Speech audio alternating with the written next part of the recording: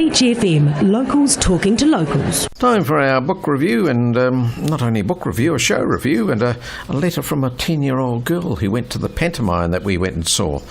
And here he is, Ralph McCallister, ready to get down to the beach as soon as he's finished talking to me. Good morning, Ralph. Well, I'm also going to have lunch at Finn's with my brother, so that'll be lovely. All right. And but before that, I will do my conversation piece with you. Yes. I have this letter from I think I told you last week that I took my Chinese friends' children to the opening night of the pantomime, and then I thought, I wonder what Zoey thought of it. So she wrote to me the day after, and this is what I got from her. Would you think your listeners would be interested? I think so, because it's a real, true indication of what the show was all about. When a child writes, they only put down what they think about it.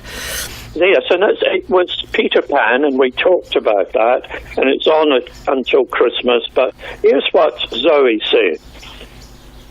Thank you very much for inviting me and Zachary to the Peter Pan play. I enjoyed the play very much because it was funny. But if I had to give constructive feedback towards the play, it would be, even though the play was based around a kids' movie, it still had quite a lot of confusing jokes in it, and some parts were a bit adultish. Also, it was quite long. One last thing was that I didn't really get the story behind it, even though I already knew this Peter Pan story. But other than that, the play was very exciting. I think that the whole play was very nice, except for the confusing jokes. And if I had to rate the play out of 10, I would probably rate it 6 or 7 out of 10. Last of all, thank you for the chocolate. It was very yummy, and I enjoyed spending time with you. From Zoey's You. Well, there we are. Well, I suppose that's a true opinion of it. Or you and I saw each other about half-time, and we mentioned a couple of things there, didn't we? Along those lines, I should imagine. I think so, but I love the phrase that if I had to give constructive feedback. Absolutely, for a 10-year-old. But that's the way they think and talk these days, Ralph, isn't it? Oh, well, I don't know. You probably know more about that than I do. Yeah, grandchildren, they keep you right on your toes, and some of the words and some of the spelling of these younger people is just amazing, So that's Zoey. Well, I say congratulations to Zoey for writing back to you for a start off. Well, it was really sweet of her, and it wasn't compulsory, as you might imagine. No. But she loves books. She reads all the time. Yes. And this is the first pantomime she'd ever seen, so I was really interested to hear what, as I think your listeners would be too, to hear what a 10-year-old had to decide about the play.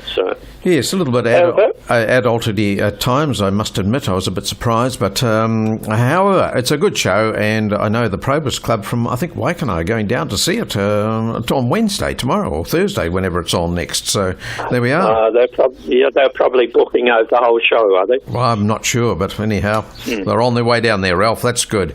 Anyhow, I could only say I'd like to see it again towards the end of the season, which goes through to January, because I'm sure it'll be even more professional than the first night. You've got to allow a little bit on the first night, haven't you? Well, I'm not sure about that.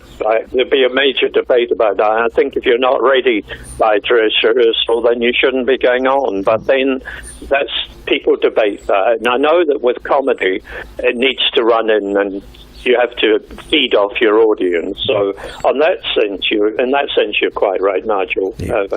Anyway, a spuriously exciting book. Have I got time to go through that with you? You certainly have.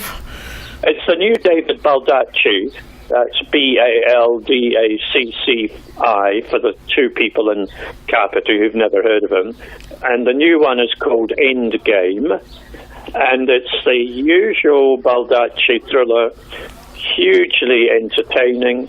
I think about 24 people killed in the first 3 chapters because Will Roby's an assassin. Yes. And the government find him totally irreplaceable, so he fixes the underground in London, and then he goes back to America, and he has another huge problem on his hands with very nasty people. Baldacci is quite extraordinary in his output, Nigel. He's got 6 different series of books featuring Camel Club and Maxwell, and I won't go through them all, and also about 12 standalone novels. So he is extraordinarily prolific. But the thing about him is you know exactly what you get with his thrillers. It's page-turning stuff. All the chapters are usually, they're pretty short and they're full of action. So it's a sort of spy, massacre stuff that, we seem to read a lot of these days. And none the worse for a bit of spurious delight in a way, bathed in blood, I would say. I see, right. Did he write some children's books as well? That name seems to ring a bell.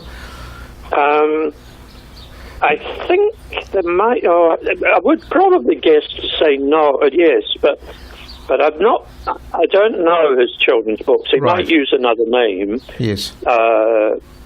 No, I couldn't support that. No. But we might check it out and ask your listeners. Yeah, that's fair enough too. At what age would David Baldacci be these days? Well, judging by the cover, the inside cover, he's about 30, but I suspect he's about 45 now. But seeing he's a millionaire, he's one of the best writers, and he's had so many translations to different countries. I would say about late 40s, and if some people write back and tell me I'm insulting them, I can't help it if everybody looks young these days. Right. David Baldacci, Baldacci. And you got it in one. End game. Worth a read, Ralph. Oh, yes. Well, you enjoy your lunch today with your brother, and thank you. Send him back home again, won't you? I'll think about it. It's just so nice here. We might just delay that and walk along the beach. That'd be great. Thanks, Ralph. Talk to you next week. You're welcome. 106.3 Beach FM.